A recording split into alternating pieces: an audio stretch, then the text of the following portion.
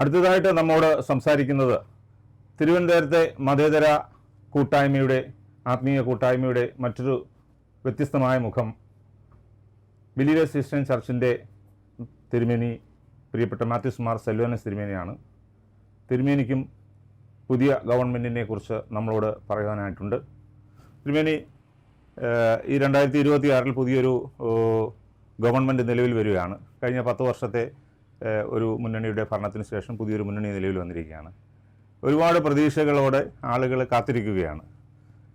പുതിയ പദ്ധതികൾ ആവിഷ്കരിക്കുമെന്നും പുതിയതായ പ്രഖ്യാപനങ്ങൾ നടത്തുമെന്നുമൊക്കെ തരത്തിലുള്ളതായ വിവിധങ്ങളായ പ്രതീക്ഷകളാണ് നമ്മുടെ ആളുകൾക്കുള്ളത്.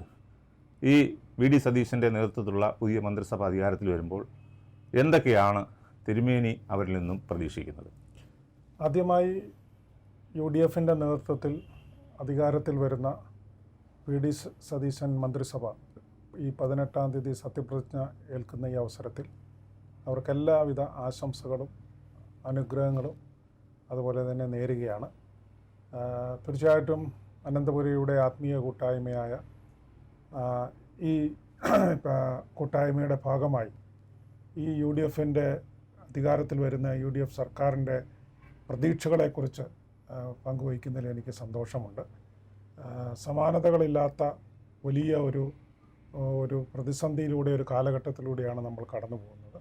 പ്രത്യേകിച്ച് സാമ്പത്തികമായ പിന്നോക്കാവസ്ഥ, സംസ്ഥാനം വളരെയധികമായ സാമ്പത്തിക പരാധീനതയിലൂടെ കടന്നു പോകുന്ന അവസരത്തിൽ ഒത്തിരി വെല്ലുവിളികൾ ഈ സർക്കാരിന് മുന്നിലുണ്ടെങ്കിലും തീർച്ചയായിട്ടും വലിയ പ്രതീക്ഷകളുണ്ട്. കാരണം വി.ഡി. സതീശനെ പോലെ വളരെ പരിചയസമ്പന്നനായ, അനുഭവ സമ്പത്തുള്ള, അതുപോലെ തന്നെ അഗാധമായ പാണ്ഡിത്യവും ദർശനവും ഭാവി കേരളത്തെക്കുറിച്ചുള്ള സ്വപ്നങ്ങളും അദ്ദേഹത്തിന് ഉണ്ട് എന്നുള്ളതാണ് ഞാൻ മനസ്സിലാക്കുന്നത്.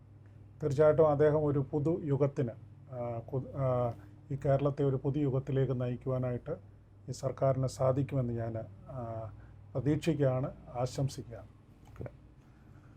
ഇപ്പോൾ പ്രിയപ്പെട്ട രാഹുൽ ഗാന്ധി കേരളത്തിൽ വന്ന സമയത്ത് ഈ ഗവൺമെൻറ് അധികാരത്തിൽ വരികയാണെങ്കിൽ സാധാരണ ആളുകൾക്ക് ഉപയുക്തമാകത്തക്കത്തിലുള്ള ചില പദ്ധതികൾ ആവിഷ്കരിച്ചിട്ടുണ്ട്. അത് പ്രത്യേകിച്ച് അവരെടുത്ത് പറഞ്ഞിരിക്കുന്നത് 5 ഇന്ദിര ഗ്യാരണ്ടി പദ്ധതിയാണ്. അതിനകത്ത് സ്ത്രീകൾക്ക് സൗജന്യമായ യാത്രാ സൗകര്യമുണ്ട്, ഇൻഷുറൻസ് പദ്ധതിയുണ്ട്, അതോടൊപ്പം തന്നെ സ്റ്റാർട്ടപ്പുകൾക്ക് സഹായങ്ങളുണ്ട്, കോളേജ് വിദ്യാർത്ഥിനികൾക്കുള്ള സഹായങ്ങളുണ്ട്. ഇത് ഈ നമ്മുടെ കേരളത്തിൻ്റെ ഇപ്പോഴത്തെ സാമ്പത്തിക പശ്ചാത്തലത്തിലും അല്ലെ പുതിയ പരിസ്ഥിതിയിലും ഇത് എത്രമാത്രം പ്രായോഗികമാക്കുവാനായിട്ട് സാധിക്കുമെന്നാണ് തിരുമേനിയുടെ അഭിപ്രായം? ഈ വാഗ്ദാനങ്ങളൊക്കെ തന്നെ ജനകീയമായിട്ടുള്ള ഒരു സർക്കാരിൻ്റെ മുഖം ആണ് നമ്മളിവിടെ കാണുവാനായിട്ട് സാധിക്കുന്നത്.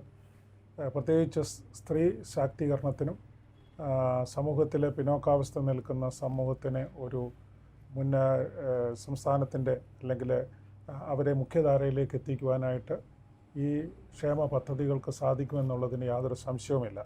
പക്ഷേ അതിൻ്റെ മുന്നിലുള്ള ഒരു പ്രതിസന്ധി എന്ന് പറയുന്നത് ഭീമമായിട്ടുള്ള ഒരു കടബാധ്യത കേരളത്തിലുണ്ട്. ഇത് പ്രായോഗികമായി നടപ്പിൽ ആക്കും എന്നുള്ള വിഷയത്തിൽ ഈ ഗവൺമെൻറ്റിൻ്റെ ഇച്ഛാശക്തി എത്രമാത്രം ഉണ്ട് എന്നുള്ളത് ഞങ്ങൾ പ്രതീക്ഷയോട് കാത്തിരിക്കുകയാണ്. തീർച്ചയായിട്ടും വി.ഡി. സതീശനെ പോലെ അനുഭവ സമ്പത്തുള്ള അല്ലെങ്കിൽ ദീർഘവീക്ഷണമുള്ള അല്ലെങ്കിൽ നിശ്ചയദാർഢ്യമുള്ള ഒരു വ്യക്തിത്വം എന്ന നിലയ്ക്ക് ഈ പദ്ധതികളൊക്കെ നടപ്പിലാക്കുമെന്നുള്ള വിശ്വാസമാണ് ഞങ്ങൾക്കുള്ളത്.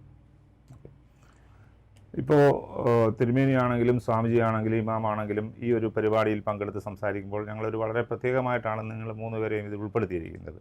കാരണം നിങ്ങൾ 3 പേരും ഈ തിരുവനന്തപുരത്തിൻ്റെ ഒരു മതേതരത്തിൻ്റെ ഒരു മുഖമാണ്. ഇവിടുത്തെ എല്ലാ സാമൂഹിക, സാംസ്കാരിക, ആധ്യാത്മിക മേഖലയിലുള്ള എല്ലാ പരിപാടികളിലും നിങ്ങൾ സജീവമായ സാന്നിധ്യമാണ്. എന്ന് പറഞ്ഞാൽ ഒരു ഏകോദര സഹോദരങ്ങളെപ്പോലെ ഒരുമിച്ച് എല്ലാ കാര്യങ്ങളും ചെയ്യുന്നു. എന്നാൽ ഈ കഴിഞ്ഞ ഇലക്ഷനുമായി ബന്ധപ്പെട്ട് ചില സാമുദായിക നേതാക്കന്മാരുടെ ഭാഗത്തു നിന്നും ചില രാഷ്ട്രീയ നേതാക്കന്മാരുടെ ഭാഗത്തു നിന്നുമൊക്കെ ഈ സാമുദായികമായ അല്ലെങ്കിൽ മതപരമായ അന്തഃഛിദ്രമുണ്ടാക്കുന്ന ചില അഭിപ്രായഗതികൾ ഉണ്ടായിട്ടുണ്ട്. അത് ഏത് തരത്തിലാണ് ഈ ഇലക്ഷനെ ബാധിച്ചതെന്നാണ് തിരുമേനിയുടെ അഭിപ്രായം? കേരളം പോലെ ഒരു സംസ്ഥാനം തീർച്ചയായിട്ടും മറ്റു സംസ്ഥാനങ്ങളിൽ നിന്ന് വ്യത്യസ്തമായി നിൽക്കുന്നത് ഇവിടുത്തെ എല്ലാ മതങ്ങളും തമ്മിലുള്ള ഐക്യമാണ്. അവർ തമ്മിലുള്ള പരസ്പര സ്നേഹവും കരുതലും സഹവർത്തിത്വമാണ്. അത് മുൻകാലങ്ങളിൽ കേരളം കണ്ടിട്ടുള്ളതാണ്. മതത്തിൻ്റെ അപ്പുറത്തേക്ക് മാനവികതയ്ക്കും അതുപോലെ തന്നെ മനുഷ്യത്വത്തിനും വില കൽപ്പിക്കുന്ന ഒരു സംസ്ഥാനമാണ് കേരളം. ആ മതേതരത്വ മുഖം ഇന്നും ഈ സംസ്ഥാനം അത് നിലനിർത്തുന്നു എന്നുള്ളതാണ് ഈ ഇലക്ഷൻ നമ്മൾ കാണുന്നത്. തീർച്ചയായിട്ടും മതത്തിൻ്റെയൊക്കെ അപ്പുറത്തായി ഒരു ആശയപരമായ ഒരു സമന്വയം നമുക്ക് കാണുവാനായിട്ട് സാധിക്കും. എന്നെ സംബന്ധിച്ചിടത്തോളം എല്ലാ മത അധ്യക്ഷന്മാരും, ഞാൻ ഉൾപ്പെടെയുള്ള മതത്തിൻ്റെ അധ്യക്ഷന്മാരും നമ്മൾ രാഷ്ട്രീയത്തിന് അധീനമായി കേരളത്തിൻ്റെ സമഗ്ര വികസനത്തിന് വേണ്ടിയും മനുഷ്യത്വത്തിന് വേണ്ടിയും മതേതരത്വ മൂല്യങ്ങൾ ഏറ്റുപിടിക്കേണ്ടതിന് വേണ്ടിയും നമ്മൾ നിൽക്കണം. ഏതെങ്കിലും ഒരു പാർട്ടിയുടെ ഒപ്പം നിന്ന് അല്ലെങ്കിൽ ഒരു പാർശ്വവൽക്കരിക്കപ്പെടുവാനല്ല ആഗ്രഹിക്കുന്നത്. എല്ലാവരെയും ഒന്നിച്ചു കൊണ്ടുപോകാൻ കേരളത്തെ, അതായത് രാഷ്ട്രീയത്തിനൊക്കെ അപ്പുറത്തായി ഒരു ഐക്യത്തിൻ്റെ ഒരു ആഹ്വാനമാണ് എല്ലാ മത അധ്യക്ഷന്മാരും നൽകേണ്ടത്. വിഭാഗീയത നമ്മൾ കേരളം പോലൊരു സംസ്ഥാനം ഒരിക്കലും പൊതുസമൂഹം അത് പൊറുക്കുകയില്ല എന്നുള്ളതാണ് എനിക്ക് മനസ്സിലാക്കുവാനായിട്ട് സാധിക്കുന്നത്. മതങ്ങൾ വിവിധങ്ങളാണെങ്കിലും അവർ ഒരുമിച്ച് നിന്ന് പ്രവർത്തിച്ചാൽ മാത്രമേ, അല്ലെങ്കിൽ അവർ ഏകോദര സഹോദരങ്ങളെ പോലെ പ്രവർത്തിച്ചാൽ മാത്രമേ ഈ കേരളത്തിൻ്റെ പ്രത്യേക സാഹചര്യത്തിൽ ഇവിടെ ഉന്നതമായൊരു വികസനം ഉണ്ടാകുകയുള്ളൂ. അതോടൊപ്പം തന്നെ വി.ഡി. സതീശനെ പോലെയുള്ള ഇച്ഛാശക്തിയുള്ള നേതാക്കന്മാർ കടന്നു വരുമ്പോൾ അവർ ഉദ്ദേശിക്കുന്ന തരത്തിലുള്ള വികസനങ്ങൾ കാഴ്ചവയ്ക്കുവാനും അതുപോലെ തന്നെ അവർ ഇപ്പോൾ പ്രഖ്യാപിച്ചിരിക്കുന്ന പ്രഖ്യാപനങ്ങൾ പ്രായോഗികമാക്കുവാനും കഴിയുമെന്ന് തിരുമേനി വളരെ വസ്തുനിഷ്ഠമായിട്ട് നമ്മളോട് ഓർമ്മിപ്പിച്ചിരിക്കുകയാണ്. ബഹുമാന്യനായ മാത്യൂസ് മാർ സിൽവന്യോസ് തിരുമേനിയോട് പ്രത്യേകമായ ഈ പരിപാടിയുടെ പേരിലുള്ള നന്ദി അറിയിക്കുന്നു.